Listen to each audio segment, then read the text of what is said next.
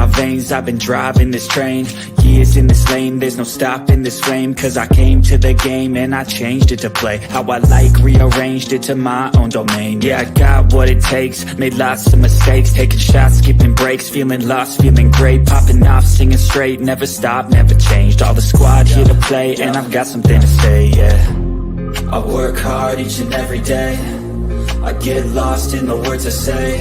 I don't push pause, no, I push play.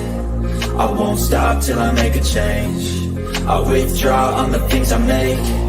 I turn flaws into flawless traits. I build tall, never capping space.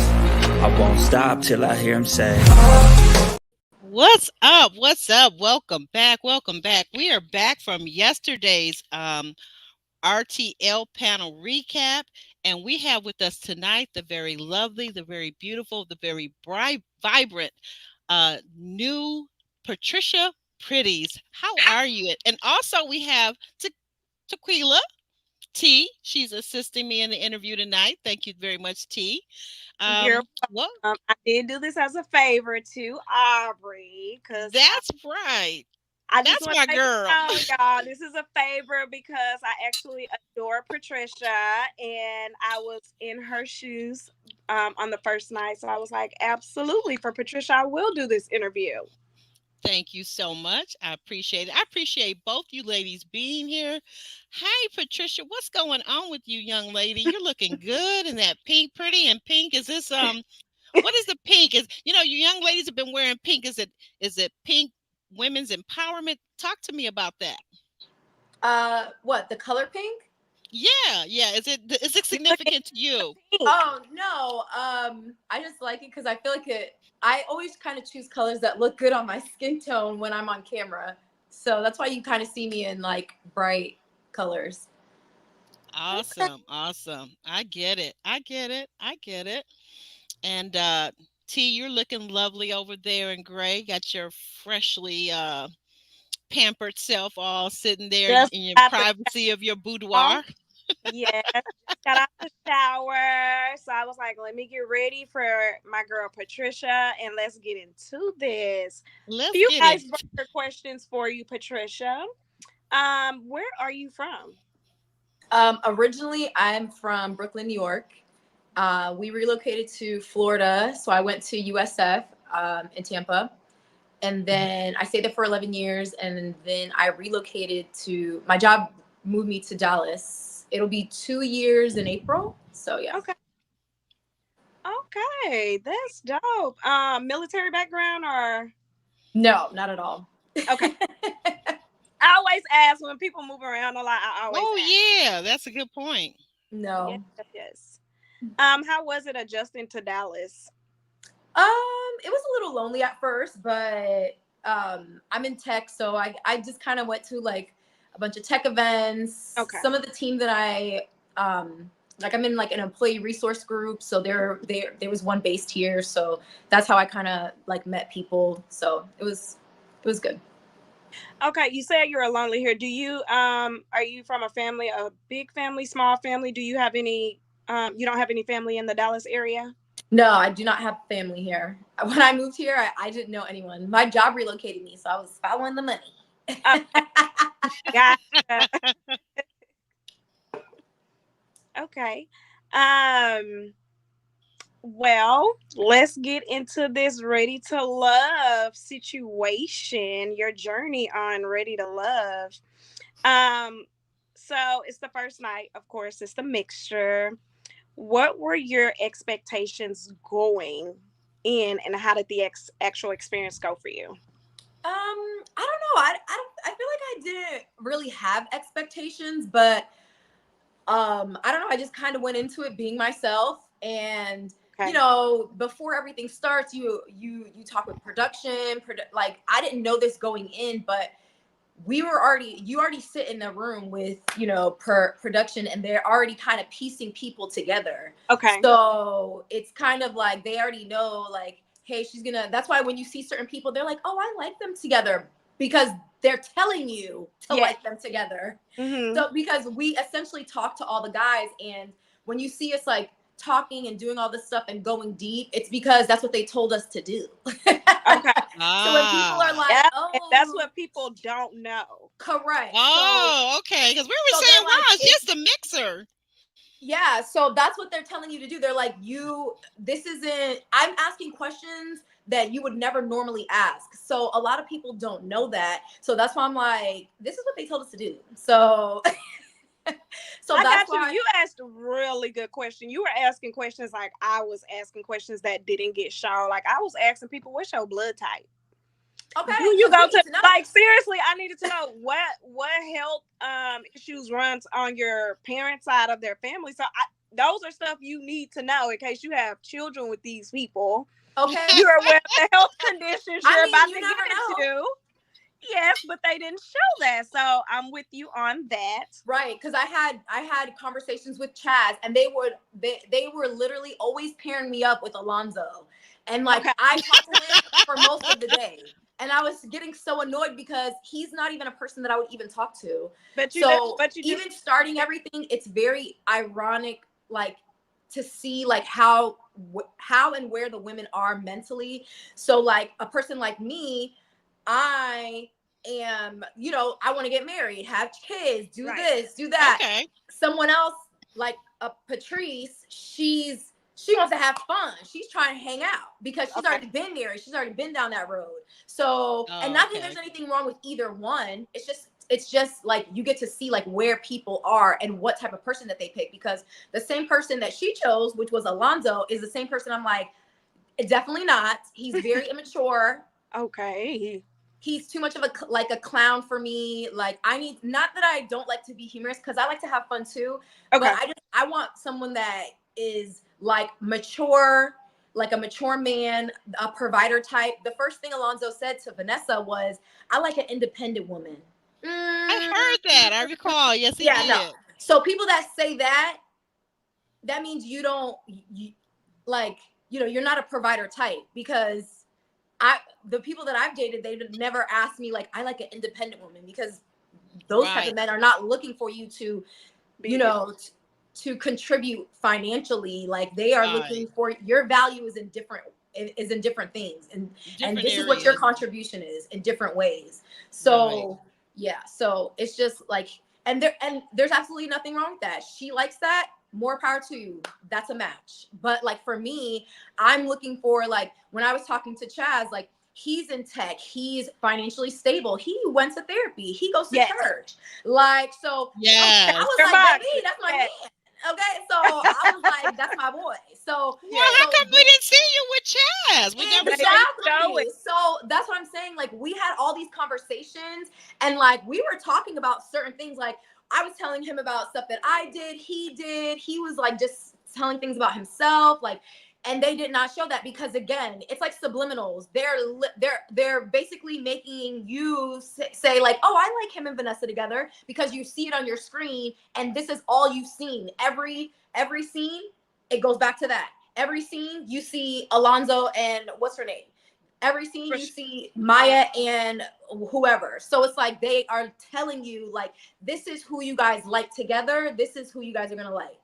And this is who should be paired up. So it's like, I don't know. It's their narrative. It's their story. Right. They have to tell a story. Correct. Right. They have to do a job, which is fine. Right. Yes.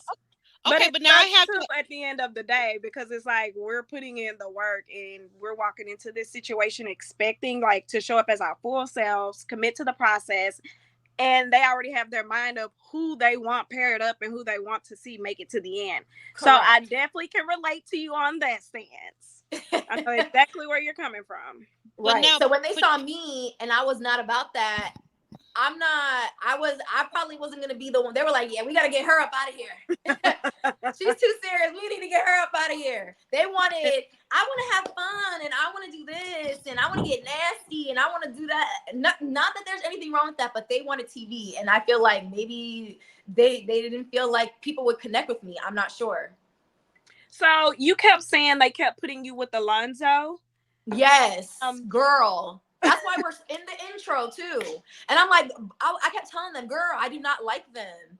Production made, I don't know. I don't like them. That's why they knew probably from the personality test and the evaluation that you But our two. personalities do not match. Like, look That's at me. why. That's why it But tells she's the saying story. that for It's more telling the drama, story. more drama, Oh, right? It is. because It's telling the I'm story. like, look at these people. Like, it would, no, I just would never talk to him. Like, he would just never be the way he literally, men tell you exactly who they are. He legit Yes. told us, I am a bad communicator.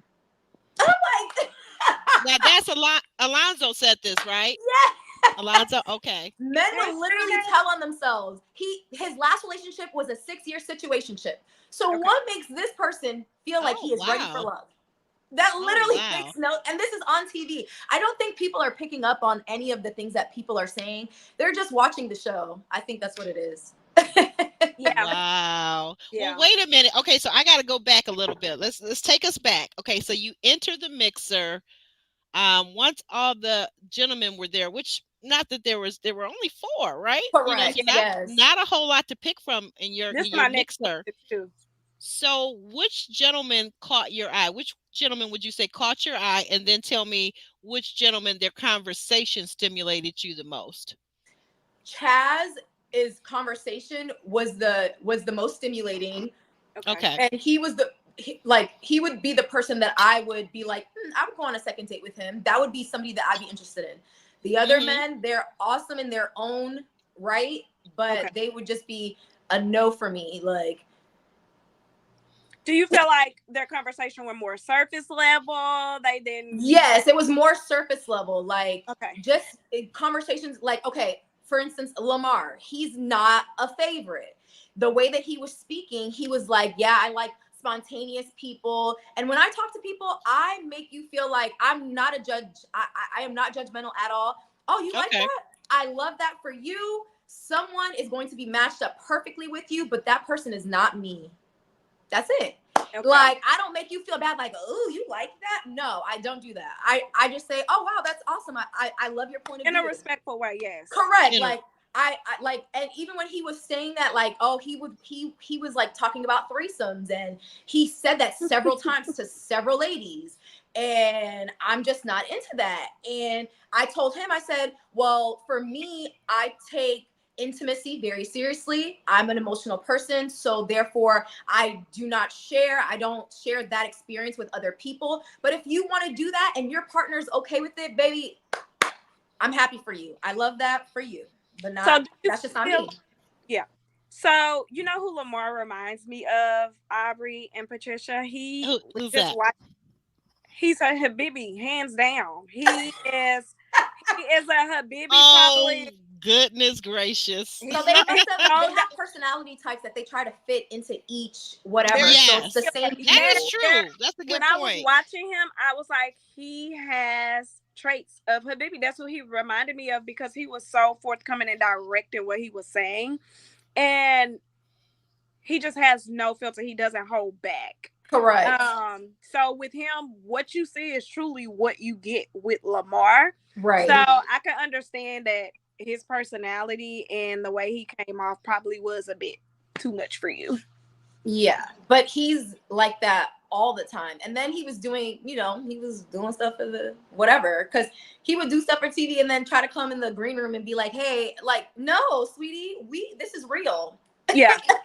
You like, oh no, I'm not here for show. No, like, whatever you say, please stand on it, because when I say something, I'm standing on it, like the Statue of Liberty, baby. Okay. Yeah. Yes. Okay. We hear you. Hey Sean. Hey chat. Guys, I can't see the comments while I'm on here, but hello to everyone. Okay. If you said that, I didn't know that you said that, but I actually just watched the episode an hour ago because. Oh yes, because I gave her some homework to do. Yes. Yes. I don't know if anybody has spoke to you about this, Patricia. I keep hearing in circles from former RTL members, castmates, and from different people. So, like, my thing is, I used to work in the fashion industry, the beauty industry, and I just keep saying that many years ago, right? But I just keep saying that I feel like in this reality space, there's going to be a need sooner or later, probably more sooner than later, for maybe like a union to come along, like maybe join in with SAG-AFTRA, because you guys sometimes don't get the things that you need. Would you say that there's a need for more care for castmates, because you guys really make the show, and yet you guys come in here and sometimes it's not really a good experience. And I feel bad because we're enjoying watching the show, and yet you guys aren't enjoying being a part of the show. Yeah, I think we do, but it's kind of like, I don't know. Okay, so I know everybody's been seeing like all the things that's been happening with Taraji P. Henson and all that stuff, right? So she said Yes, something exactly. that we do not have access to, because we're not like Bell Collective or like the other shows that are on constantly, like have seasons. She has access to Oprah. So if she doesn't have a trailer, they don't have food, she could call Oprah. We do not have a representative that can say, hey, Right. somebody needs to let us have food, or a therapist on deck, like when Yes, this you is the get type of things. eliminated, Yes. or when things are happening, because sometimes you don't know what's real and what's not, and who has been placed to carry out a production like little Assignment. thing or Yeah. whatever. So when Okay. you leave the show, a lot of the people leave like with a like, what just happened to me kind of thing. Right, and right. and I don't know. I think, and then even going on set, like sometimes like you'll be called at 10 p.m. for 12 a.m. like, taping. And then like, I Right. know one person, she lives really far away. They called her at like 9:30. She got all ready to go on whatever date. And I know things happen or whatever.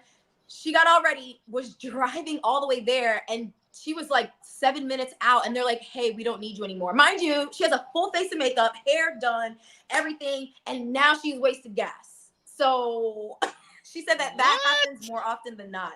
Yeah, so like that hasn't happened Yeah, to me, that but happens. there's a lot of things that that happen to like the other castmates, or like, I don't know. There's a lot that goes on, but we don't have any representatives. Like sometimes, like me, I'm a very Right. organized person. So when we're talking to people, when you get casted, this is another casting. This is a third party that casts you. Then they pass you off to another casting people. Then it's another production. Then when the show airs, that's another production team. So like we done Oh, got passed wow. around 4 times. Nobody knows how to get paid. There's no email addresses. Like there's no information like where you can say, hey, like if we're getting paid, this is the person that you talk to. If there's digital going up, this is the person that will contact you. If this is Right. happening, this is the person that you talk to. So we just don't have that. And there's like no structure, I feel like. And I get it. I'm Oh, sure there's a lot of no. things going on behind the scenes. But I just think Yeah. that more structure could happen, because it's like, I feel like, as well as being, on a Black network, we need to be organized, like structured. We need to be 2 times better than our counterpart networks. But hey, I'm not Oprah, so what do I know? I was wondering, and speaking of, thank you for all of that. But now, like specifically speaking of, like just feeling good, being okay, accepting the situation, even though you're, like you said, sometimes in the moment you're not sure what's real, what's not real, what's production driven, and what is real life. I wanted to kind of go back, if you don't mind. If it is too emotional, that's fine. But I wanted to ask you, because we did notice that at when you were eliminated, that you became emotional. You were speaking at first, but then you felt you obviously became emotional. Can you kind of talk about that moment and what might have been helpful for you? Not just for you, because this has happened. You understand you're not the only person that this has happened to, Oh, and we've been I'm saying for emotional. years they need someone mental health on staff. But can you talk about that a little bit, if that's okay? Yeah. So when that happened, there's a producer asking you rapid fire questions, question after question after question after. She asked me about 20 questions all at once. So I'm answering it, she's firing another one. I'm answering it, she's firing. And mind you, after that, we've been on set since I got ready that day at 7 a.m. I got on set at 10:30, waited in my car for 2 hours before we even got to get on there. It was very hot. We were talking to all these people. You have anxiety. This is your first time on TV. There's no direction. Like, there's a lot going on. So you get eliminated, and then they want you to do an interview. So it's not because of the guys or whatever. It's almost as if this is like a form of rejection. So if you're the first to go, you're like not only like a little embarrassed, but it's a form of rejection, regardless of put the men aside, because I didn't know them. I don't know them from a can of paint. Exactly. That's just what that is. So, and then you have somebody on the other side asking you like, oh, is it because you went to therapy, you did all this stuff? And they wanted to get that out of me, and I did not give her that satisfaction. So I was just like, this doesn't dictate anything, but she kept asking me question after question. And she has somebody in her ear telling her to get the emotion out of me. So it's a lot all at once. And that's why I did that. And I turned around and I was like telling her like, girl, I told you. I cussed her out after that. Y'all don't see that. But I was like, girl, you are so annoying. Right. Literally. Oh, there's one of your castmates is supporting you. I believe that's Rashina. Rashina, we got to get you over here. Hey, Rashina. So much. Yo, listen, out of this whole experience, the best thing that I came out of this situation is the women that like we got to know each other on a deeper level, and those are my tribe. Okay, that's my tribe. Mika, I see Rashina's in here. Yes, those are my girls. Yeah. Oh, April. Okay, Dr. April, I see you, girl. Okay, you guys are. This is one thing I do love about RTL. You guys really bond and become like like family. Yeah. I think it's because it's funny to say because I feel like a lot of the times women don't usually get along. Like it's always like something, but I feel like the personalities, like the women, like we all like are, we all have great careers. We're all in, confident, all of those things. And that's why we mesh well together. Now we had to claw our way through. So we had to weed our way through some of them, but we got to tighten it. Right. Absolutely. Absolutely. What would you say going into when Tommy came in and now he seats you ladies and he gives you these questions that he asks you about, let me see if I can find him actually, because I think I still have him in my notes. What did you think about those questions, and what was up with, I guess I have to go back a minute. First of all, before I get to the questions, what was up with the whole toe sucking thing? That really got my interest. That kept coming up. That piqued my interest. Go ahead. I'm sorry. It sounded like I was asking, but the men were divulging. So when it's like, oh, you suck toes too, that means they told me. And I'm like, dang, you too? Like, because everybody's out here saying it. And I'm like, I don't know. I like, I've had that happen to me before, and I don't really like that. Like, and I feel like people with, and this is just my opinion, nobody has to agree with me, but I feel like people that have fetishes, and I don't want to shame anybody because I know that that's like a thing, it's an industry and all of those things.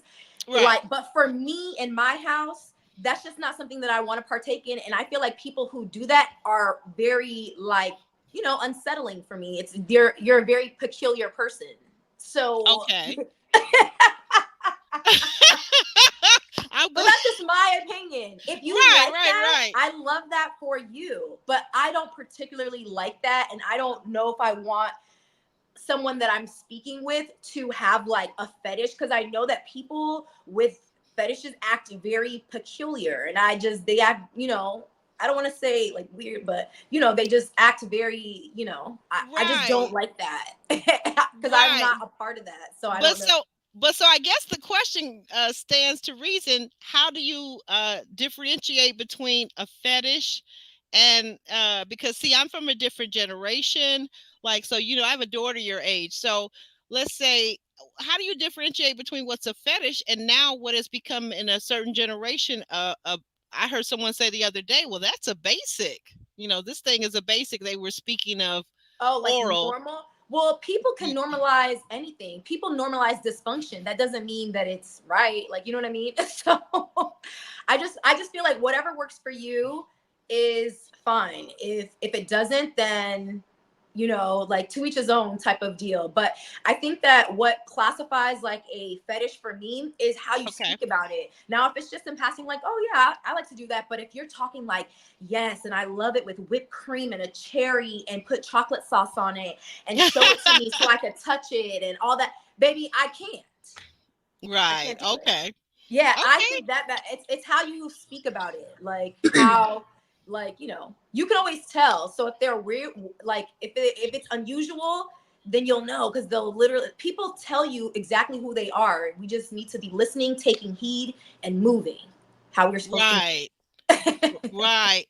What did you think? And another question, I know this is when we go back in the opening scene, well, what is edited in is that we see Vanessa walking up, you know, and they say she's a divorced flight attendant. And then she talks to us about being married to her ex-husband who was Caucasian. And you know, she's talking about the Black Panther movement and she's more revolutionary now. How do you think, or were you privy or did you hear any conversation? How were the men responding to her, or has she mentioned that at that point? Because I have a theory that I think that most African American, most Black gentlemen are not going to like that. Well, first of all, I didn't know that until I watched the show. Oh, So, okay. but I mean, I feel like maybe she wasn't able to be her best self being in that situation, because sometimes, you know, if you're with someone that doesn't partake in the same culture, it's always like you're always explaining. So sometimes we kind of stick to what we know, so that if that's like with anything, like if you do something or if you're eating cultural food or whatever, people, you don't want people to be like asking you weird questions, and like, because it's normal for you. So like maybe she just wasn't able to be her blackest self, and she's maybe trying to, you know, she wants to be with a Black man. And but you know, the whole Black Panther thing, I mean, if that's her thing, I mean, more power to her. I don't know. Yeah. Yeah. Oh, absolutely. I mean, I think that people should be with, for me, because I'm open to dating outside of my race, and I have. Yeah, Um, I think that people should date honestly with people that match up with the character, not the physicality, just necessarily. Not that you can't be attracted to the person. Of course, you should be attracted, but I'm looking more into the spirituality of the person, the correct. characteristics. Because if you're just looking at the outside and the race, and the ethnicity, I think that's kind of short-sighted, in my opinion, especially since we live in a global society now. Right, right. And I always say this. Hey, Leland, look at all my girls. Oh, I'm so glad you guys are in here supporting me. You guys are so sweet. Yes, thank you, ladies.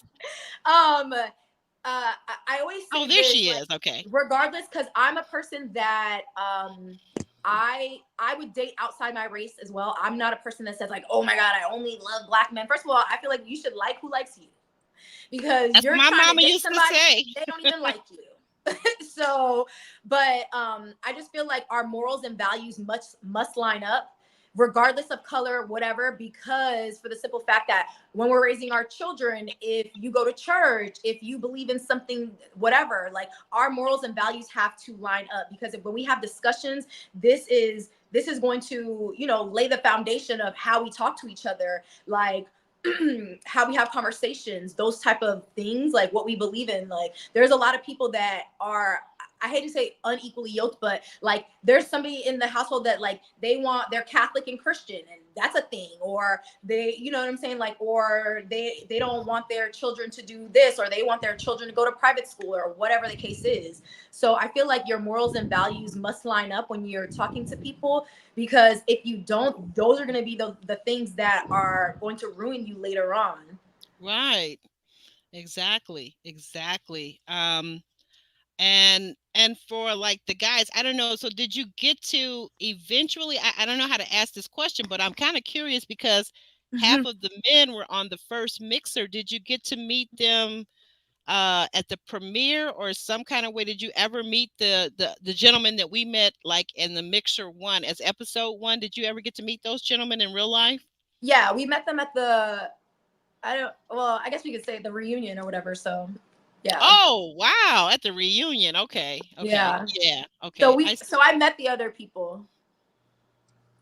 Oh, okay, great, great. And did anyone from the reunion, anyone from that first mixer one that wasn't in your group that day, did anyone appeal to you or have good stimulating conversation again? No. I mean, they're cool in their own right, but no, not Yeah. really. Again, like I feel like the men are, it- they could have done, production could have done better. I feel like they did well with the women, but it's Mhm. always going to be like that. Mhm. There's always going to be more women looking for love than men, and if a man Mhm. looking for love, he either is in his own right of he already gets women and he doesn't need that or whatever. Like there's just so many factors because they were getting people off of like Instagram and dating sites and all this other stuff. So because they didn't have Okay. men. Oh, so Right. that's what we talk about as ladies, because several of the ladies in yesterday's chat were saying these men were really not equally yoked with the women because the women Right. were so great. They had such great careers. They were all established. They were beautiful. And then we go over to the men and maybe not so much. Not saying Not anything. at all. Some people, they didn't, they weren't, they couldn't even take care of themselves type of thing. Oh, So Lord it's have like, how can mercy. you take someone seriously that is like I don't know. There was just people that just didn't have decorum about themselves. But I get it. They want to do stuff for TV. They want specific characters to play out whatever agenda that they have, which I get. But it's just that like, don't y'all want to see people like that really like each other for real or having real connections? Like I would want to see that versus people that are like, like bickering back and forth. Like I want to see Black people having fun, spending money, making money, doing luxury things. Like that's what I thought that's what we were doing. But no, we were on a show with, with people that like I don't even know. I don't know. I just thought my experience was my expectation was just higher than what was given. Well, go ahead. You can jump in here too, T, because I know you got something to say about all of that, and then find out for me. Find out for me what was going on with that Lamar, because we see scenes with him where he seems very assertive. Yeah, Lamar is very assertive. I see nothing wrong with that though. I think people should show up as their true authentic self, and that's just who he is. From what I see. But Okay. what were the dynamics like with the cast? What was the atmosphere that like at the mixer? I don't know. You're just kind of getting to know people. You don't know anything. You don't know anyone. So, and they're telling you like, hey, they're pulling you away to go talk to this person, and they're trying to get what they need to get. So So you felt like it was rushed. yeah, like so you got to talk to people, but then there was some people that like, they didn't really have conversation or you had to pull stuff out of them. Like, you know what I mean? Like, I don't know. It was just not, I don't know. I don't know how to explain it. I don't know who the sassy I six is, I but it get sounds it. interesting. Oh, I do get it now too. I had to think about it for a second. Okay. Um, wait, what did Someone, one of your castmates, I believe, Mika, said not the sassy six. April was talking about Dr. April was talking about the sassy six. Ooh, Lord child, don't get help me in us. trouble. Don't have those men coming for me. I'm just a humble servant here, okay? Of the Lord. Doing the Yes. Lord's work. Doing the Yes, doing the Lord's work. Lord's work, honey. Amen. Amen. So Well, was there a more in-depth connection that was not shown that you wish was shown, or like a moment that us viewers didn't get to see? I mean, the only like so the conversation that you see me have um with Jonathan, I was doing that with everybody, but also I was letting them lead the conversation. And I was having different conversations with everybody, but the premise of like what my what I was there for was like I was asking questions of like if we were going to be together for real, like are you do you go to therapy, one of my questions were, what have you done that makes you think that you're ready for love, right? That's a good Mm, question. that's an excellent question. It Yes. really Correct. was. So Alonzo goes, he said, I've dated a lot of women, so that's why I think I'm ready to love. And What? Jonathan, he said it on the show. You got to see this on the show. He said, I've been married before, so that's why I think I'm ready to love. Which that doesn't answer our question. What have you done that makes you feel like you are ready for love? Like, are you, taking care of yourself? Are you taking care of your mental health? Like, do you work out? Do you like, what are you doing that is Yes. like, are you connecting with God? Are you like abstaining from sex? Are you trying to focus on like your your personal life? Like, what are you doing? What are the actionable steps that you have taken that you believe that you're ready for love? And nobody could answer that question. The question the answers that were given were just, and I was just like, oh, okay, like we weren't. And I wish they showed more of that, but again, you're not going to see any of that. We just filmed for so long. And even like confessionals, you were there for like 4 hours answering Filming. 3,000 questions, and they showed 2 questions. Like, I could have went home for that. Like, I don't know. It was just a lot. Yeah, that's what I Oh was just getting wow. ready to say when T asked you if you felt rushed. I was just thinking to myself, okay, could you give us like a an idea, an example of like how long it took to film that mixer, what time your call time was, and what time you left there? Yeah, it was like I was saying earlier, I got ready at 7:30 in the morning. Okay. So I woke up at 7:30, was getting ready, trying to make sure everything's done. You have your matte makeup, the setting spray, the this, the that, your hair's on point. So I do my own makeup. So my makeup's always gonna look the same. It's gonna look uniform every single time. So I Right. just wanted to make sure that, I was doing everything like, all your clothes are put together. You don't have any stains anywhere. You lotioned up, you're not dry. Like, so now I'm getting to the place because we have to be there at 10 or 11 or something. So I get there on time and I'm sitting in my car for 2 hours before they call. So it's like, so then I don't think I got up there until maybe like 1 p.m. or something like that. And then you're there. I didn't get eliminated until like 1 o'clock in the morning. Mm-hmm. What? So Oh yeah. imagine being up the entire day. You are sweating. You're disgusting. You're gross. Your makeup is like doing nonsense. So, and then this your first time like being in front of the camera, all of those things. Mm-hmm. And then you have anxiety because you don't know what's being shown. You don't know how you look. You need to, you need somebody to check you. You need somebody to get you some powder. And then you Right, get right, right. eliminated. And then right after you get eliminated, they're asking you 10,000 rapid fire questions about why you think you got eliminated. And then you leave. So Oh. yeah, it was a very long, exhausting, emotional day, and I just think that people do not realize like how long of a day that it is. So yeah, it was for me anyways. It was very long, very like Yes.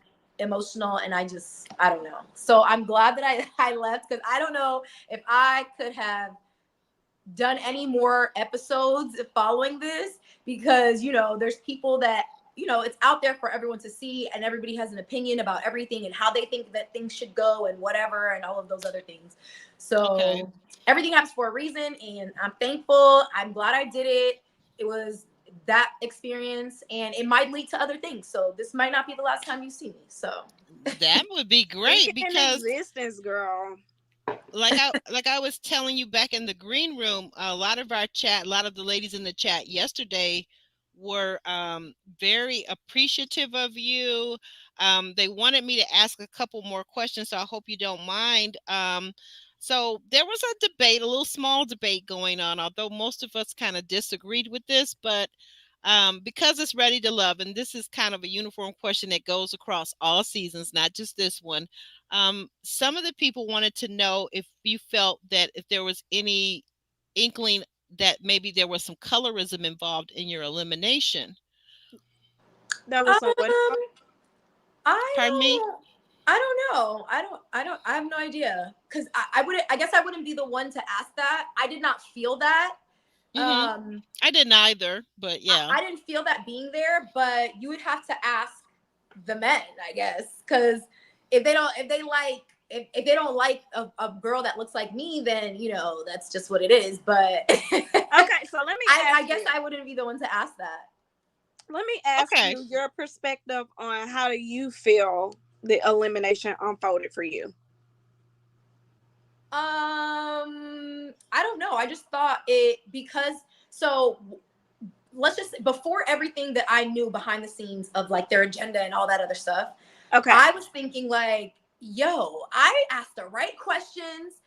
And again, when I told you guys, like, even if I didn't agree with someone, I never made them feel like I did not like them or that what I didn't make them feel judged, even if I did not agree. So doing all of that, I was so confused. And then they chose 3 people instead of 2 people. So I'm like, what really is going on? Like, you know what I'm saying? I don't know. So that's why I was just confused on everything because I did bring my best self. They are telling you like you need to go deep. You need to tell them like what type of man that you want and this, that, and the third, and like basically put yourself out there.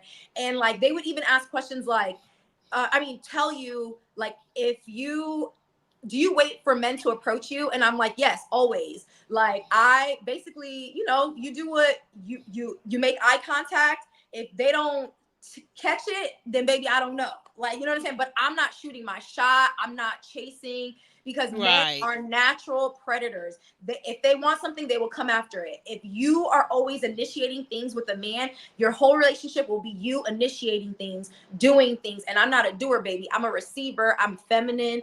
I'm a delicate flower who needs to be taken care of. Yes, yes, yes.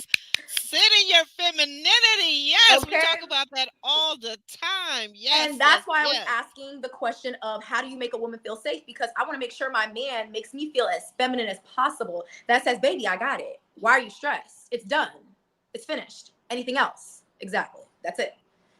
Woof, woof. Well, on that note, um, where did this fall? Like, I think you said you filmed this. It was several months ago, almost a year ago, right? We filmed last May. Okay, okay, last May. So several months ago.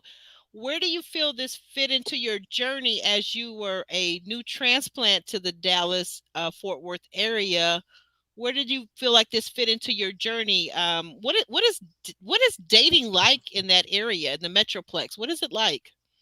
I will say that the men here are a little better. I feel like when I do talk to people, you don't have to like ask like, hey, what do you do? You could like the people that I attract anyways. I don't know. They're always respectful. Like it's always like substance, like all of those things. So I feel like you don't have to do that, but I just feel like it's like any other city. You just have to talk to people and kind of figure out like if this person's for you, if your morals and values line up and all of those things. So that's what dating is for. So I don't believe that like you should put your eggs in one basket. I believe that you should be dating and seeing what's out there. And if someone likes you, then they will put forth the effort in order to get to know you, because dating does not mean intimacy either. Like I don't believe in that. Like I believe in actually dating people, getting to know them. And if someone wants to do that with you, baby, we might not be we might not be we might not be a match if if you're talking that talk a week or 2 weeks after meeting me. So just a man that's more intentional. So we'll see if my future has that in store for me. Yeah, okay, exactly. Um, any comments on also brought up behind the scenes, and you and I talked about this a little bit about the Twitter postings. Oh, about the men being on the show. I mean, I just Yeah. feel like it's just an opinion that I had because again, the batch of people, they didn't really we didn't really get like a great, like choices. Like when you like let's just say for instance when you're at like a nice restaurant or at the gym and you just see men that are like, yes, those are the type of men that you would like, that are dressed, that have things going on for themselves. I just feel like they didn't take that, they didn't give us a good batch of men. Like there were some people, like I feel like in their own way they may be right for someone that sees them, and that's okay. But for me, I didn't feel like there was a person that was there. The batch just wasn't, it just wasn't giving what it needed to. Well, define, can you give us the qualities, or what is it exactly? If your guy is watching this right now or watches this on the replay, what kind of guy are you actually looking for? What are the top things on your list that you must have, and what are your non-negotiables? So my top things that a man should have, he should be like mentally and emotionally intelligent. Mm-hmm. Okay. Our morals and values must line up. Okay. He must take care of himself, his body, his mental health, spiritual health.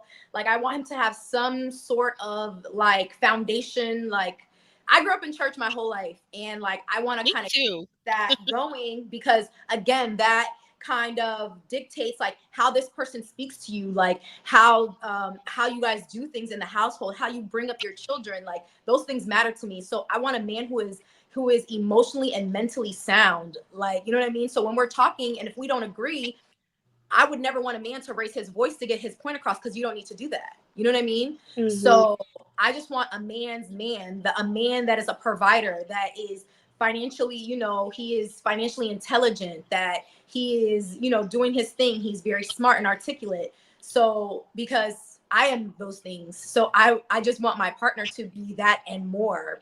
Because if you're already doing a lot of things for yourself, it's not really Right. fun. You know what I mean?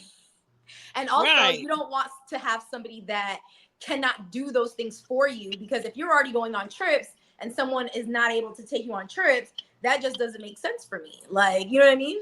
Right. Yeah. Right. Well, now I So do that's have just a something question. small, but like, Okay, like it's yeah, because I was gonna say, what if, let me throw this out there, because you've heard of the 80-20 rule as it relates to dating. Have you heard of that? I think I heard of it in like movies. So I just generally speaking, I'm not as eloquent with this as one of my co-hosts that sometimes assists me, but he says that the 80-20 rule basically is that women a lot of times are a little bit more picky than men, and that Hmm. if you find this person, this man that has, let's say, 80%, let's say 78, 80% of what you on your list and things that you really want, and maybe the 20% or the 15% is lacking, do you turn away this person, or do you look at and give this person an opportunity? Because to be fair, we may not be 100% of what's on his list. That's the 80-20 rule. What do you think about that? So I think it matters what the 80% is. Again, I Oh, feel okay. like the Okay. mental, emotional, that needs to be a part of the 80. Your finances needs to be a part of the 80. Like those Okay, yeah. certain your values and morals needs to be a part of the 80. Like other things, maybe like the way you do your hair, or the whatever, or whatever it is, those things can be changed, that it can be worked through, whatever. But I just feel like the foundation should be, I think those things are basics. Like Hmm. being, mentally and emotionally there, and disciplined and consistent, and all of those things, we need to have those, because I don't want a man that is people that are chaotic and all over the place and unable to make decisions. That's not going to work for me. I need a decisive person, a masculine man that knows what it is, but also respects their partner as well. Like, you know what I mean? So it's just like a balance. There has to be polarity in relationships. So but yeah, that 80 needs to be those foundational things for me anyways. The Mm-hmm. foundational things. Okay, so then that takes me to, what are the non-negotiables that you're just not going to really deal with this particular man if he has these non-negotiables? Could you tell So, us what some of those might be? so non-negotiables for me is inconsistency, somebody that is not disciplined, um, that is unable to communicate, unable to regulate their emotions. Those are very big for me, because you need that. You need somebody that I need somebody that's intent. If you're not intentional, and I get it, there's a lot of distractions out here, but I feel like when somebody wants something, they just think about when you want something, when you want to get Right. your hair done, you will jump through hoops, you will get cussed out on a website to get your hair done, sweetie. Right. So so it's like when you want something, especially a man, men are very simple. I feel like we overcomplicate things. When they want something, they go after it, they invest in it, and they don't think twice about it. So when we try to say like men are playing games, no, babes, they just are not into you, and that's it. And maybe they communicate in a different way, but we just have to leave that alone. That's just what that is for me. Like, I'm not gonna chase anybody or force anything. If I Right. put it out there, like, I'm reciprocating the energy, and it's not being, we're not catching it, or we're not acting on it, we're not being intentional, baby, I gotta move on. Because we are like, we're at this age, we can't be playing around with people. Because if I'm Right. already Right. telling you that my expectations is I like a man that's organized, that knows how to take care of a woman, that knows how to be there supportive, because I want to be there for my man. I want to support my man as well. Like, I want to do all of those things, but I want a man to do it for me too. So I need somebody who knows how to do those things, that says like, hey, like, be here 7 p.m. Da da da da. Like, we need we need organization, structure. Like, I need a person that knows what's going on, and there are men like that. So I just feel like, because people don't see it often, they think that it doesn't exist. But I promise you, the way that I am, you're just going to attract more of those people. So the things that you don't want, and you keep continuing to stay in those situations, you're gonna elongate what's not for you by staying there. Yeah, that's so true. That is Very so true. true. To keep T, did you want to ask her anything about her healing journey of the comment or the question that was asked to her, I believe by Alonzo, in the scene that we saw on this week's episode, where basically he was asking her about past relationships and that kind of took them down a certain road. Did you want to ask her any questions about that? I guess my question would be, I actually don't remember the question specifically, but I do want to know, what did you learn about yourself going through this experience? Going through this experience, I don't know. I felt like I think that a lot of people are not going to receive you in a way, and you see Hmm. where a lot of people are mentally, emotionally, physically, and even speaking to other women on the cast. I feel like there are a lot of us that have gone through the same things, and we're not vocal about it. So I feel like even the things that I touched on about past relationships, and like going through like therapy and healing journey and all those things, and I feel like healing is continuous. Like, I am not done. Like, this is a journey, not a destination type of thing. Right. So Yeah, you're thank always going to you. continue doing that. It's just going to bother you less and less and less, and you'll have tools in order to to go through those different things. But for me, answering the question, like, in the past, like, dating, I just don't feel like I was vulnerable with a man. There was never somebody that made me feel safe enough to show my like true self, like, Oh, all the way. And I want that. I yearn for that. Like, I want a man that is like my best friend, like, homie, everything, and is able to create a space enough that I can talk to him about anything. And I want to do that for him too. Like, because I know a lot of men, they're scared to tell people things because they're in fear of it being thrown back in their face. And I don't want my man to have anxiety or PTSD about, oh, if I tell her this, because in the past, like, I need somebody to be over that. You know what I'm saying? If not over it, like, at least, you know, wanting to share more about themselves and work through that so that they are able to share and be vulnerable, because I feel like that's the only way that you'll be able to be close to somebody and have that foundation and be with a man and have it go long term and all of those things are important to me. So that's why I was saying that like that's like something that I am looking for in my next relationship. Right. You just hit on it. It's so funny. That's so poignant to me when you said that safe space. That's something that I ask here on this page all the time, and I talk about it a lot in my personal life. Is how does a woman know she's safe with you?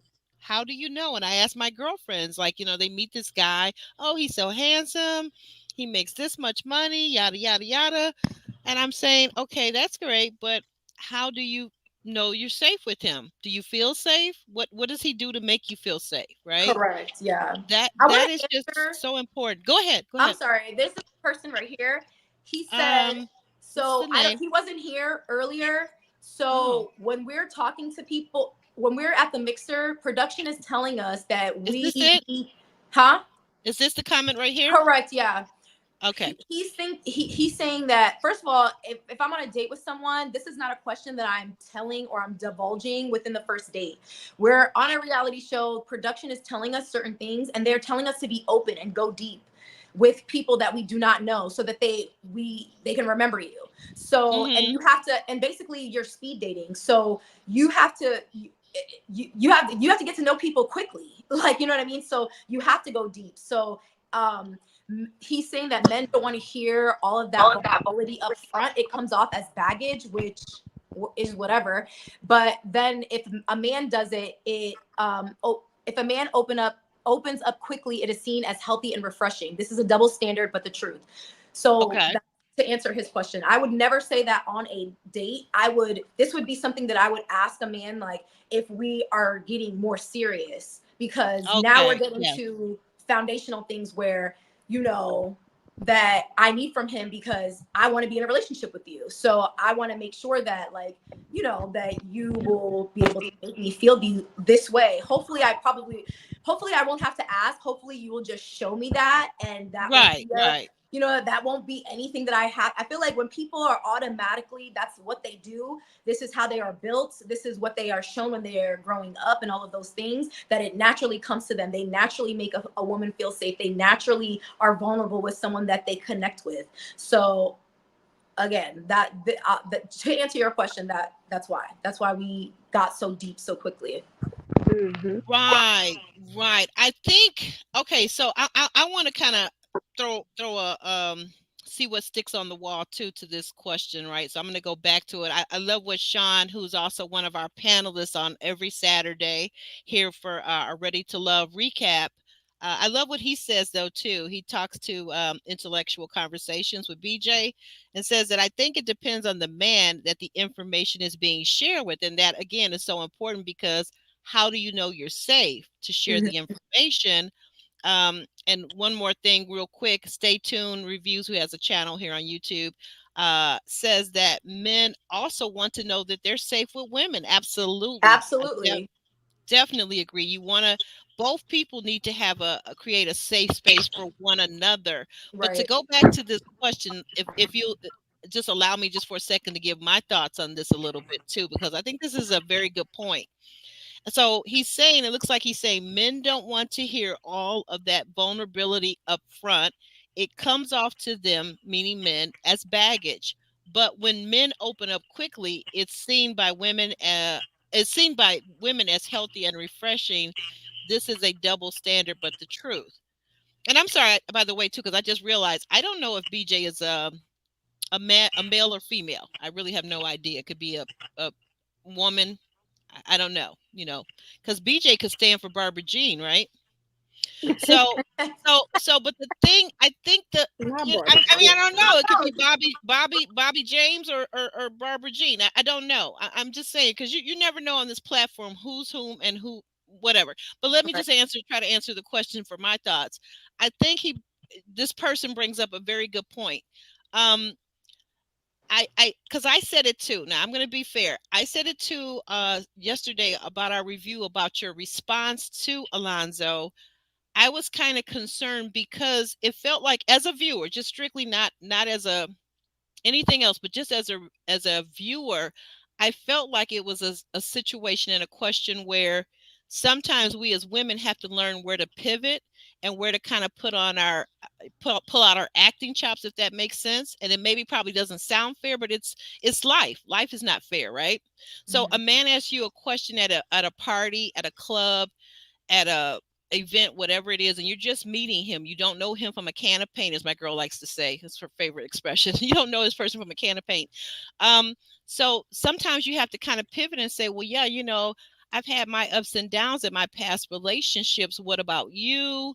Um, I think, yes, I'm healed, and I'm in the process. I'm healed and healing, or whatever, and then kind of transition the conversation. But what it felt like to me as a viewer was that for a moment you got kind of, you could almost see it, like literally, like on your face. Like sometimes we get in that moment as a person. Does that make sense? Like we're kind of reliving it, or we're rethinking it, or we're refeeling it, and the man gets kind of scared.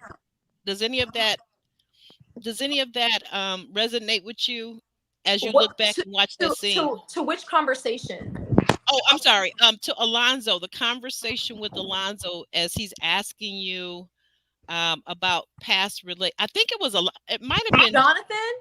It was Jonathan. You're right. I'm sorry. Oh, It was okay. I was Jonathan. so confused. I'm like, they didn't show any conversation with Yeah, me and you're John. right. You're right. It was Okay. my bad. My bad. My bad. So he was asking me about how is dating going for me in the DFW area. Okay. So and I just answered a question again.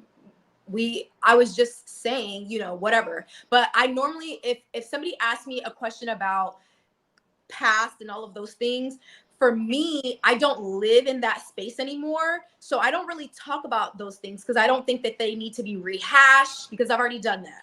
So I don't bring up anything negative with a man, anything whatever. I kind of say positive things about past relationships, and moving forward, this is what I've done. This is what and that's it. We move forward. I never say anything negative Okay. like, oh, I've been through this and I've been dogged out I've and been thrown keep so on and much. da, da, Oh da. my Because goodness. what is because again, I feel like we should be having intentional conversations. What does that accomplish? Nothing. It literally Right. accomplishes nothing but telling a man that you stayed in tumultuous situations. And baby, that's not me. I'm not a ride or die. I'm not riding and dying anywhere. I'm not doing that. I'm not because You again, said you're no longer that person. That person is no longer you. So why do we need to bring it up? We've already rehashed, we've already done that, and it's over with. We mhm. move on. I've had great relationships, we've traveled, we've done all the things. But moving forward, I want to be more vulnerable in my relationships. I want a man to make me feel safe and da da da da and move forward. That's it, baby. Oh, That's all we need. okay.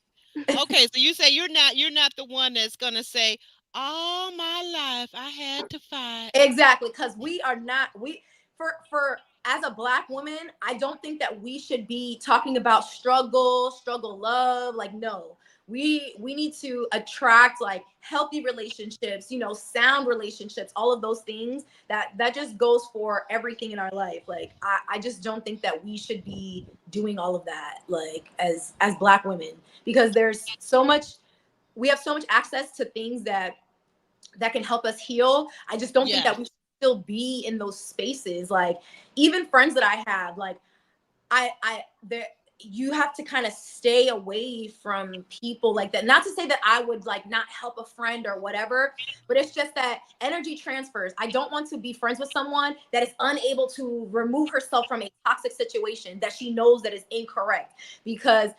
it's like the 5 people that you surround yourself with, you are the average of Yeah. your friends. So I want to be around women that, if they see, that see red flags, that are, on their shit, that is, financially sound, that's doing this, that like, oh girl, I got you, oh, you need help with that, let's go. Like, I need that's saying my names in rooms that I'm not in. Like, I need friends like that. Like, I just don't feel like that's like, that time was in my 20s. I don't think that we should be still having Right. relationships with people that are like, that they don't have their, life together. I've been there.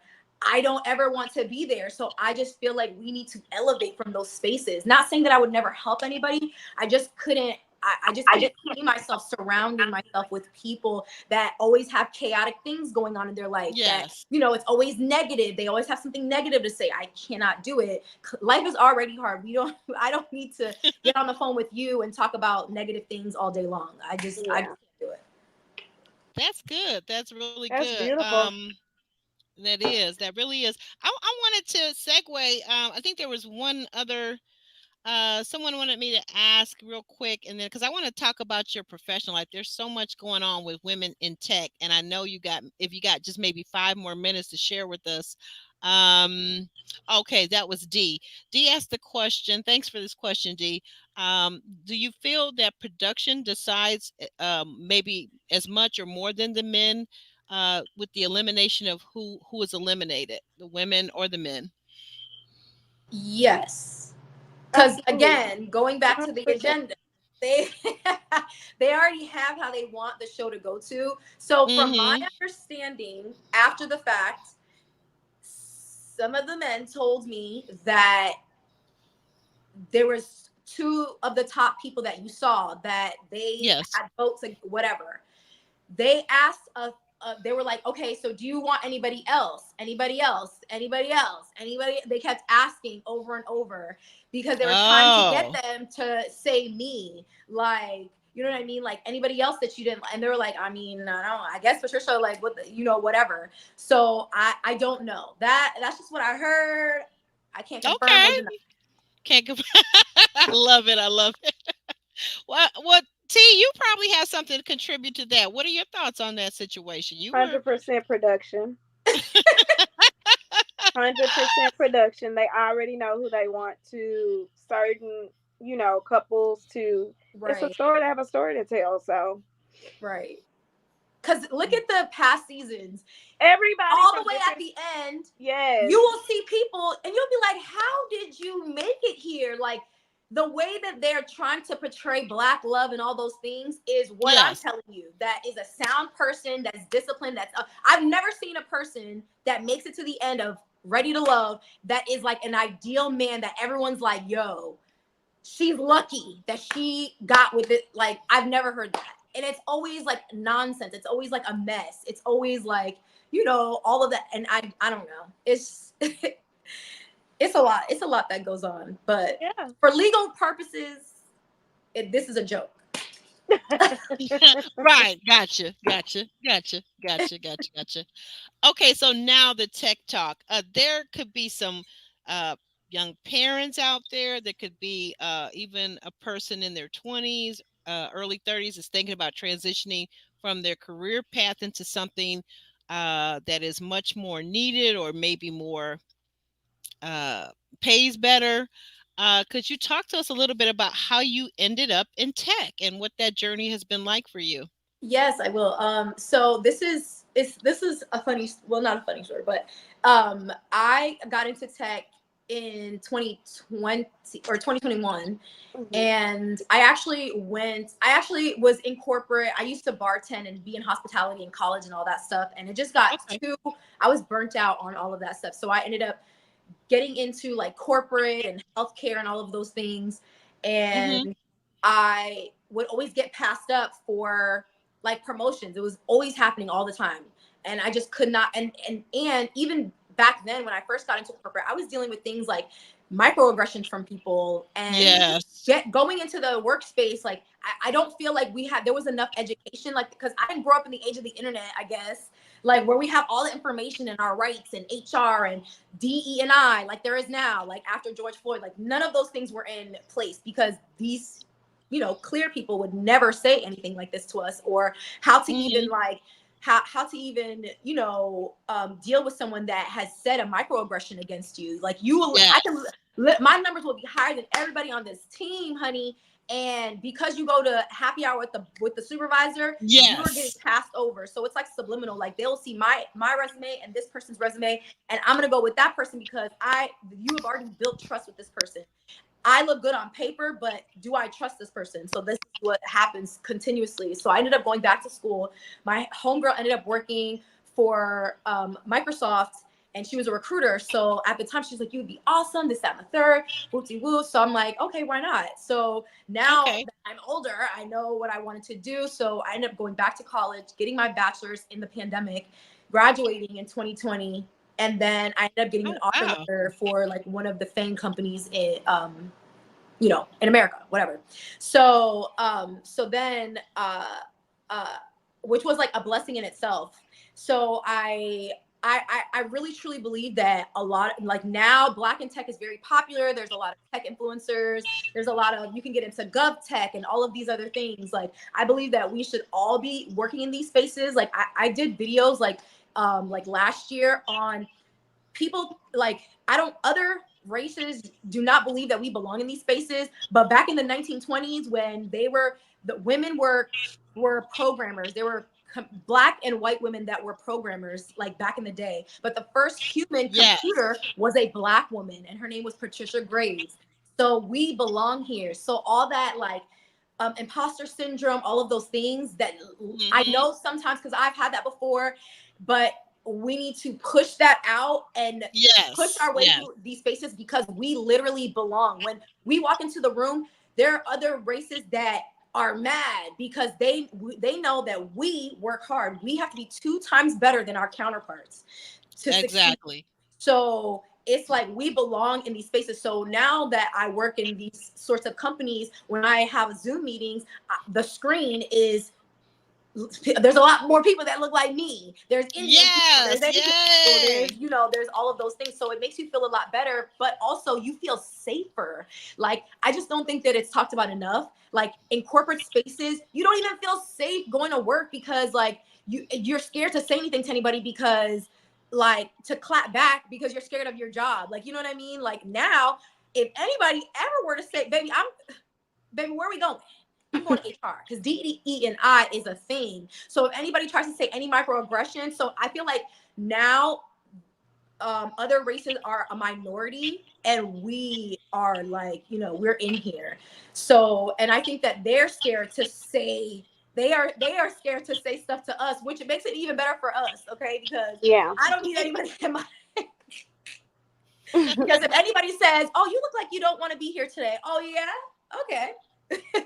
Because you're not going to be here tomorrow. Ooh, I heard that. Because you ain't going to be here tomorrow, babe. But nobody would ever even would never even say that to you. And if they did, that is I read this book like a couple months ago, and it's about like, it's called Crucial Conversations. It's about how to have difficult conversations with personal, professional, all of those things. I So have that book. So it's very good. Like, so even if somebody says anything to you like that, you can always bring it back to saying facts about what it is, how it made you feel, and is that was that your intention? And if that's not, then that will give them a chance to let you know, like, oh, this was my intention, even though you know that they tried you, but it gives them an opportunity to fix their mistake.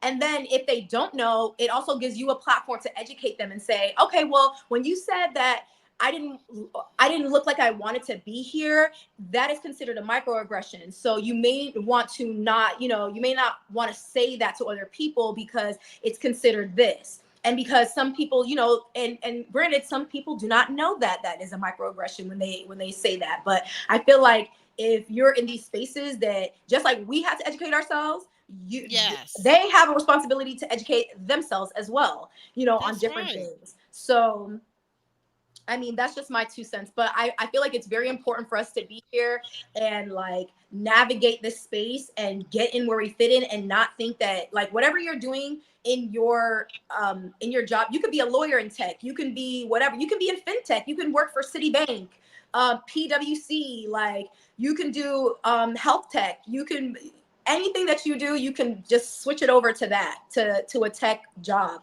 Or like you could be a software developer and work for a hospital. So you can literally pivot however you want. So if you're intentional about what it is that you want to do and the money that you want to make, I would definitely, go do that. Like right now, I started in tech recruiting, but I quickly figured out that that's not something that I want to go through long term, even though that was a great in for me and I made great money doing that.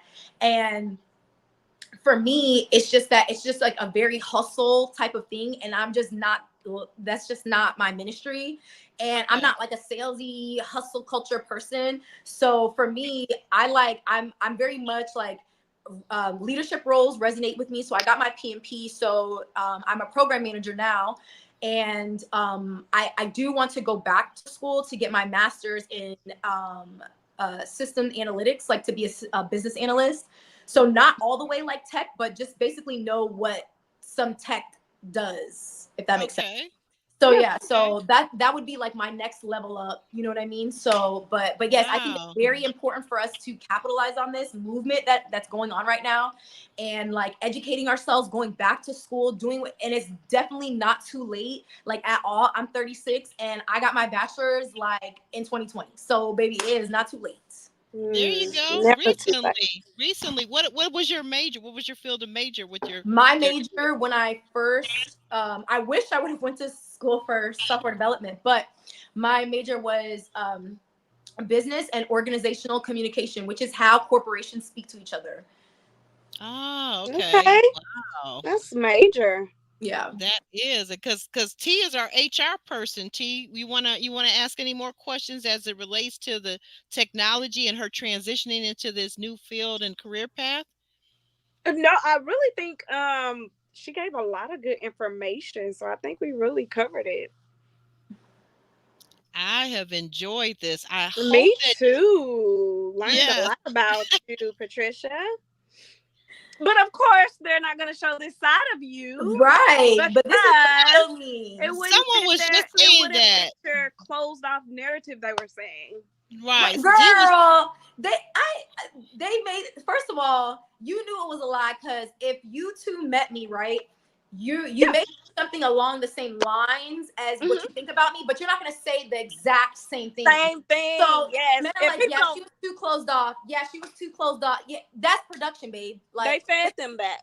Yeah, they tell them that. But even in Jonathan's confessional, if I'm telling you, yeah, I want to feel safe and I want to make my man feel safe and I want to be vulnerable. And then he goes, yeah, Patricia seems guarded and closed off. Where in that sentence do I seem guarded and closed? The editing is very poor. It didn't even match up. So yeah, there's that. That night, the two people that I felt asked the really good questions, and that's just out of men and women, were you, and I think her name is Rashina. Like, y'all hit it on the nail with the questions. Rashina, one of my favorites. I enjoy Rashina as well as Patricia. Had Rashina in the bottom at all, so I was shocked when I saw it. She was like me. There was a conversation. It was me, her, and Alonzo, and we were talking. And when he told us that he is like a bad communicator, so basically he was like, yeah, well, when I get into discussions or whatever, or arguments with my lady, he's like, I need a couple days, like 3 or 4 days. I will not speak to her. Oh, no, I like clarity. I don't want uncertainty, none of that. But even read between the lines. What does that tell you? That tells me you're unable to regulate your emotions. Yes. You are not emotionally intelligent and you are a bad communicator. You literally told me on a silver platter exactly what I need to know. And Rashida was like, baby, I need somebody that is able to communicate. I need clarity. I need it to be clear because a man that is for you is clear. Okay, because confusion is of the devil. Okay, and we don't operate like that. Okay, God comes with clarity. He is gonna come like you may not know how it's gonna get done, but it's gonna get done. Okay, he's clear on the vision. You just don't know how. Yes. Okay. Last question, sis. Last question for you. It sounds like, it is some back and forth with the men and the women on social media. Is there a chance to have a come to Jesus meeting and just hash this out and just like say your guys' piece and just move forward from it? So for me, I would do that, but again, everyone needs to be on the same mental capacity. So we need emotional intelligence, we need communicators, and we need people who articulate their thoughts properly. So if the men have those qualities, then we can have a conversation. Because if a person is not able to do that, because we have some people, that are I don't want to sit, whatever. They are unable to do that. It's like Yeah. so we're going to be running in circles Okay. with people that are unable. Now, if they are, I will most gladly. I love to have discussions. I love to speak. So it's not an issue, but you have to be talking to someone that's level-headed, that will listen more than they speak, and not trying to respond just to get something out and just to get their point across, and not listen to what you have to say and not want to change and see, like, from the, like, let's look at ourselves. Like, let's Like look attack the Yeah. inward issue. Yeah. first, and not so much of the emotional. Again, that just goes back to having a man. Even if the situation is heightened, I want someone that is able to remove themselves from the situation and look at it and say, okay, this is what it is, instead of like being all, because I can do that. Like, I can be like, all right, you know what? This is what the situation is. I'm not mad at you. I'm mad at the situation. Yes. Let's fix that. But if you do not have people that are able to do that with you, baby, it's never going to work. But again, I want to do that. But you need Okay. people that we need people on the same page. So right now so there is no beef with the guys. Y'all are in a decent place. So with them, I have seen things. I think they're having story time by themselves. Okay. Okay. The women have not spoken to them at all. Okay. I know I have not. There were text messages being sent, but there were just no responses given. So when that happens, so for me, when I see people acting a certain way, baby, it's no explanation. I just leave it where it's at. I'm not going back and forth. I'm not doing Okay. it. So I don't respond. I don't do any of that. So then when they get in a chat, they see what we're doing, and then they make up their own storyline. No one has ever told them anything. It's literally story time by themselves. No one has asked us anything. No one has confirmed anything. They're having story time by themselves. And I think that that's what's happening. There's a lot of miscommunication, but it's a lot of assumptions that they're just taking from us being silent. Got So you. silence is very loud at this point. So that's what's Okay. happening. Yeah. But like I said, if we have sound people that are emotionally intelligent, baby, I am willing to have conversations. Like, I'm willing to do that. Like, people that are willing to listen, all of those things. Like, I'm willing to listen to them. But if they are not speaking in a way that makes sense or is the task at hand, then we just can't, you know what I mean? I just feel like we don't operate on the same operating systems. Right. I agree. I don't know where my girlfriend T is. She's just gonna leave me up here all by myself, knowing that I have stage fright. Oh, there she is. Hold on one second, because we're gonna sign off. I did want to ask you, okay, what T, what are you saying?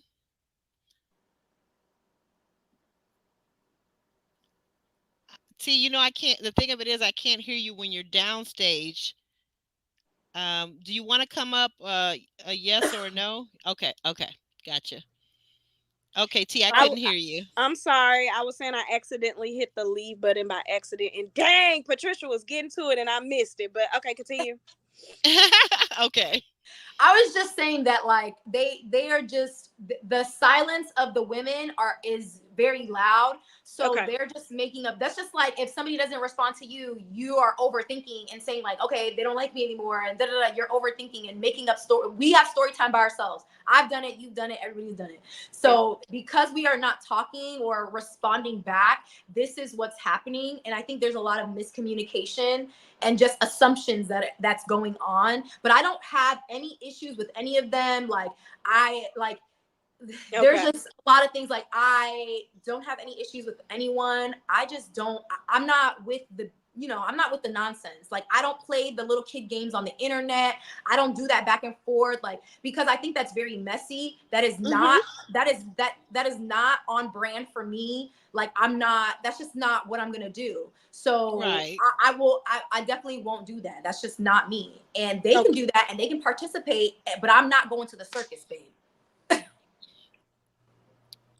Wow. I can see, like, we did not get this side of you. We did not see. In fact, when I look back, because I thought about it, during the elimination and rewatching it, I said, really, we didn't get to see a whole lot of Patricia. So to T's point, like when they create these narratives, they decide whoever's gonna be eliminated, and they go back and edit everything. Basically, we don't get to see a lot of you, unfortunately. Correct. Well, if they would have showed this, it wouldn't align with why they eliminated her.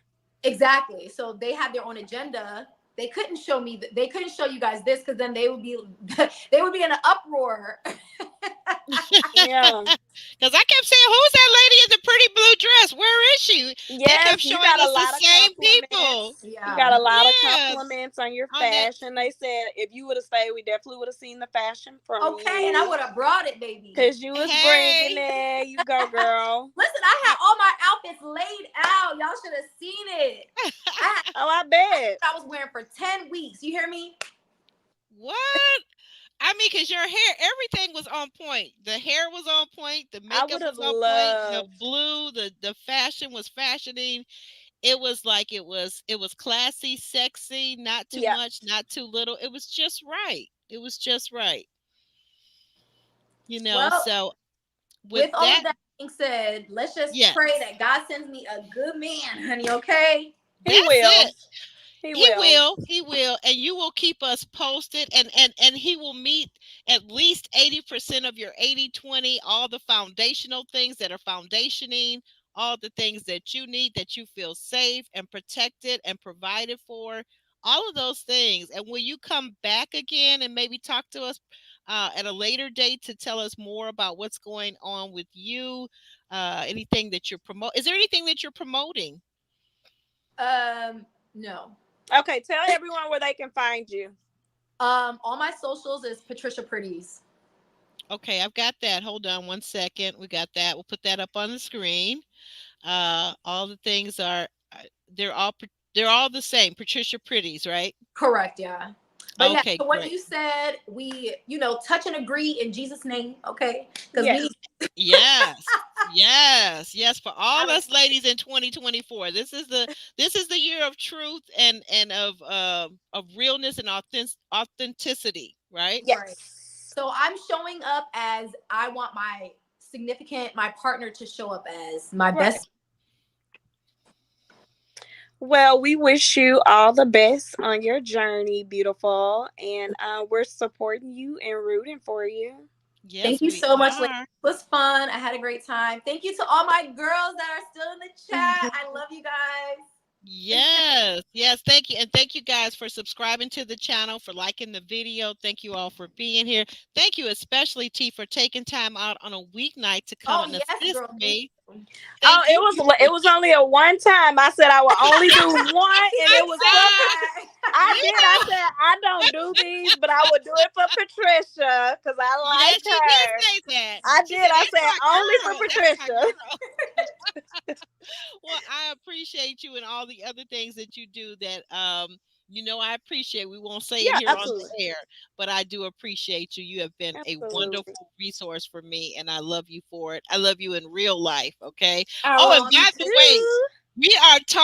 I'm talking with someone, a friend of yours behind the scenes. I'm going to be making my way, hopefully, to Dallas this, maybe I say probably late summer or fall, so Okay. that we can all meet up. Sean, Sean, my panelist, he's in the Dallas Fort Worth area. Of course, we know Ron is down in Houston. We all got to get together. We absolutely have to. Oh, that's awesome. Yeah, absolutely. Yeah, and I would love to, if you're available, Patricia, I would love, love, love to meet you as well. Of course. And yeah, so I just thank you, because I think it's wonderful that you gave some of the tips and the secrets, because like I said, I know a lot of people that are looking for something for their children to do that's going to manifest the life that they really want to live, right? Yes, and tell Higher all if you have salary. any college age children, tell them to go to anything tech, computer science. That is Mhm. just their major. Information systems, analytics. Like, to be honest, going to school for business is not gonna guarantee you that 6-figure paycheck. It's not. And the way that inflation's going, the way that the world is going, it's only gonna Hmm. get more expensive. And I Yeah. just feel we need to prepare our people. Like my brother right now, he is going to school for like computer science. So when he gets out, he's gonna be making six figures. Because when I was hiring college age software developers, and I was Wow. 22-year-olds, 22, Yeah. $120,000. What? Oh, that's a lot of money for a 22-year-old. 22. That's just their base salary plus their RSUs plus their cash. Yeah. The cash bonus, all that stuff. So it's like, What? get in. I'm telling you, these So jobs they're are the not new going away. They always need software developers. They need people, business analytics, all of those things, system and information systems, all of that stuff. They need those type of people. And if we can take up that space, Yes. baby, we need to do it. Because when we do stuff, we gonna do it big every single time. That's right. That's That's right. right. Does coding fall anywhere in that at all too? People that are going into the coding field and Yeah. certifications in coding? Software developers are coders. Okay. So information systems could be coding, but it's very like low code. So even like there's a platform that Microsoft uses. It's called like a Power BI platform. There's other ones that have AIs and they're low code. Like I use that dashboard for like basically you take an Excel spreadsheet and feed it the information and it does like an interactive dashboard of like graphs and charts, and you can put like age and date together and make a graph, and like it's like an interactive dashboard where and that's like a low code. You can do other stuff on there too, and that's like a low code for Microsoft. So there's so many different like avenues that you can go. It's very overwhelming on how you can do it. I know that like when you're not in it, getting in can seem like crazy and overwhelming, but like once you're already in, it's like a game changer. It changes your life. I'm telling you, it changes your life, your lifestyle, all of those things. I love the passion. I can see it in I you, love hear it it in too. you. Like I love it. you Girl, are I mean, like about she's this, gonna have to girl. have You a are whole about it. public speaking with the Yes, you need to do tweens and public the speaking. teenage girls. Yeah, the tween and teenage girls to get them to go in this direction because a lot of times they're so busy looking at the boys, but we've got to prepare our young girls and our boys to know that, first of all, you have to be able to take care of yourself before you start doing all this mixing and matching and creating children, right?